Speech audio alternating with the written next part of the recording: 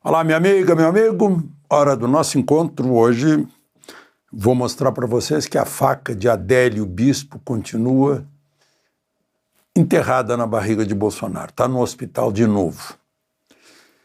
Bom, hoje é 16 de setembro, terça-feira.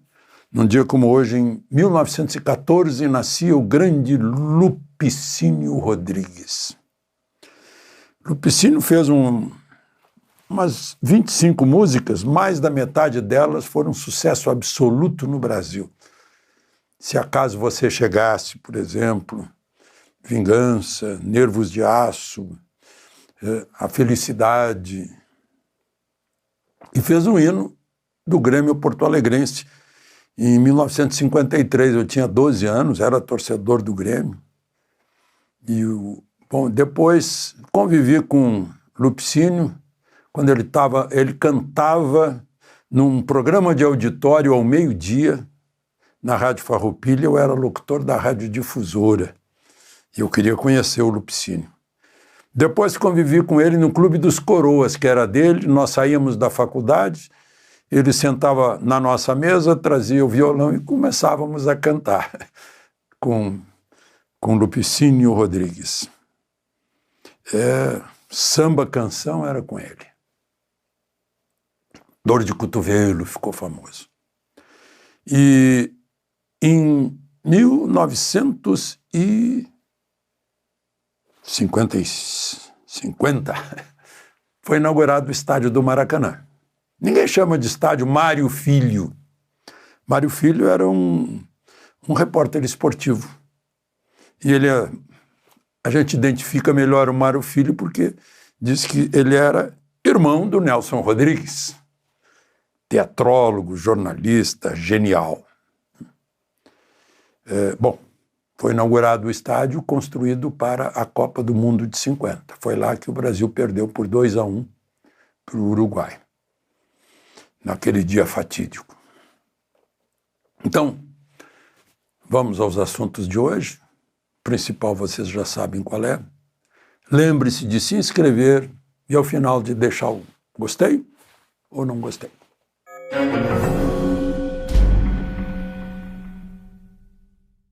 Pois, como eu disse, a facada de Adélio Bispo continua provocando estragos na saúde de Bolsonaro. Foi hospitalizado de novo hoje, levado para o hospital em emergência. Contataram o médico dele em São Paulo, o médico orientou que ele ficasse em observação, está lá internado. Ele não suporta mais outra cirurgia. Ele já fez umas 7 cirurgias, está cheio de queloides, cicatrizes que vão endurecendo, vão provocando aderências e o trânsito alimentar fica péssimo. Ele vomitou muito, crise de soluço, ou seja, a musculatura dessa parte digestiva está totalmente atingida. A faca foi para matar. E interessante que até hoje não é só o Adélio, não? Esse milagre de o Adélio ter agido sozinho. O Adélio telepaticamente se registrou como na Câmara dos Deputados naquele dia. Telepaticamente chamou grandes criminalistas para ajudarem-no, né? É que ele deu bobeira lá depois da facada e foi preso lá. Era para sumir e nunca mais ninguém se preocupar, né? Atrás de Adélio Bispo. Tinha uma bateria de celulares, computadores, que não se coadunam com a situação de desempregado dele. Era afiliado ao PSOL. No domingo, constataram pelo exame de sangue anemia e pela tomografia restos de pneumonia. Assim está. Ele tinha ido apenas para tirar lesões da pele. A situação está séria. Eu ouvi o senador Flávio Bolsonaro, filho dele, pedir orações. E ainda por cima, o Tribunal Regional Federal de Porto Alegre aplicou uma multa de 1 milhão em Bolsonaro, porque ele fez uma brincadeira com um seguidor dele, um apoiador que estava com o cabelo Black Power. Ele perguntou: o que você está criando aí dentro? Tem barata? Alguma coisa assim. E o apoiador foi entrevistado, depois, não me senti ofendido, estava brincando comigo e tal, não tem problema nenhum. Mesmo assim, o Ministério Público Federal, mais a Advocacia Geral da União, entraram contra Bolsonaro numa ação civil, né, aquela ação coletiva para defender o interesse coletivo, né? Não tinha, o ofendido não estava ofendido, né? Ação civil pública. E aí ele foi condenado, e a União também foi condenada a pagar 1 milhão, eles queriam 5 milhões. Né? A decisão foi tomada numa turma, né? O do cabelo se chama Michael Sullivan, só para vocês identificarem bem, pesquisarem para ver se não foi isso. Foi lá numa das turmas, que turma foi? Terceira turma do Tribunal Regional Federal da 4ª Região. O relator foi filiado do PT, já trabalhou na Casa Civil de Lula, no Ministério da Fome, na Secretaria de Relações Institucionais da Presidência da República, no Ministério da Justiça, foi indicado por Dilma, e foi o juiz que deu uma liminar para soltar Lula, aproveitando um domingo, dia 8 de julho de 2018. Foi uma correria lá no tribunal, porque ele não era o relator, ele era o plantonista do domingo. E aí aproveitou para dar uma liminar mandando soltar Lula. Foi o domingo todo correria, manda de novo, e manda, não manda, faz, não faz. Acabou que o desembargador Thompson Flores decidiu que tinha que voltar com o relator, e o relator anulou. Foi o mesmo desembargador que foi o relator da condenação de Bolsonaro, dizendo que foi uma ofensa à raça e tal. Bom,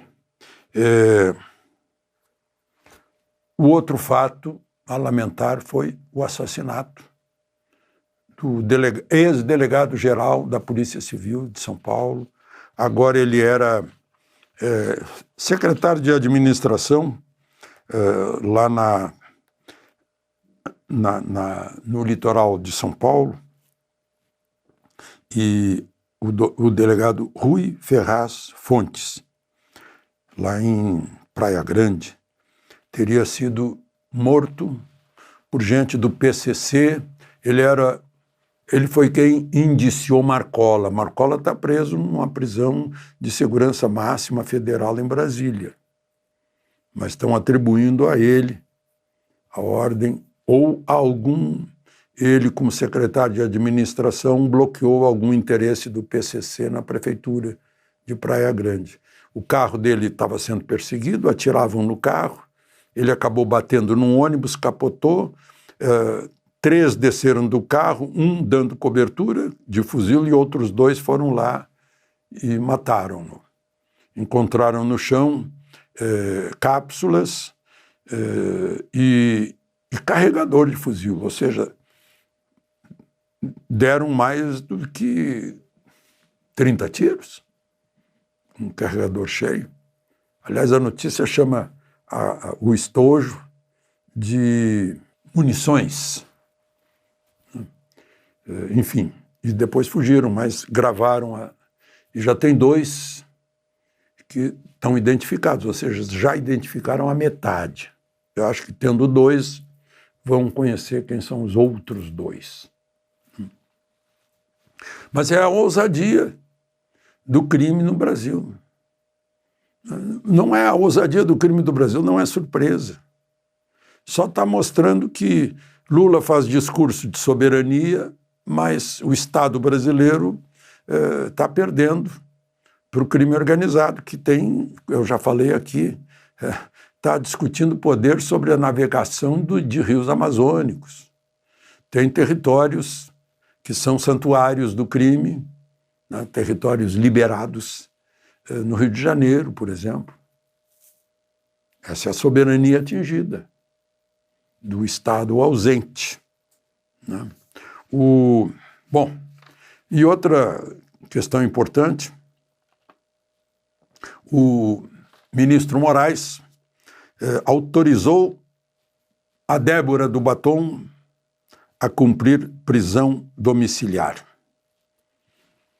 Como se vê, ele também é juiz de execuções. É de tudo, desde a investigação, a denúncia, ao julgamento e a execução, ciclo completo. Vai cumprir em casa, mas tornozeleira, não pode se comunicar com outros envolvidos no 8 de janeiro, não pode sair de casa, não pode dar entrevistas.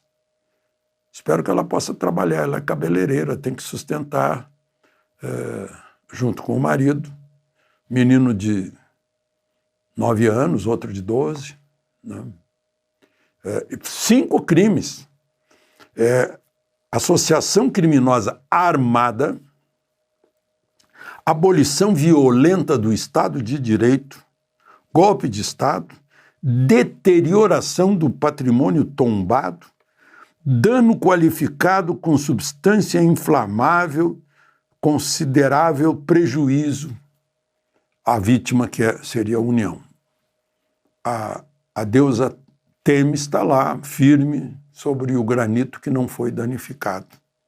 Não houve nenhuma explosão, nenhum tiro, nem foi abolido o Estado de Direito, mas ela está condenada a 14 anos. Eu vi agora o Direitos Humanos de Cuba denunciando em Madrid que um homem de 56 anos foi condenado a 4 anos e meio de prisão, muito menos que a Débora, por gravar com o celular a fila de gás. Julio César Duque Estrada Ferrer. Interessante que ele tem o sobrenome do nosso autor da letra do hino nacional, Osório Duque Estrada, né, que diz: brava gente brasileira, longe vá temor servil, ou ficar a pátria livre ou morrer pelo Brasil. Isso, interessante. Duque Estrada. De Brasília, Alexandre Garcia.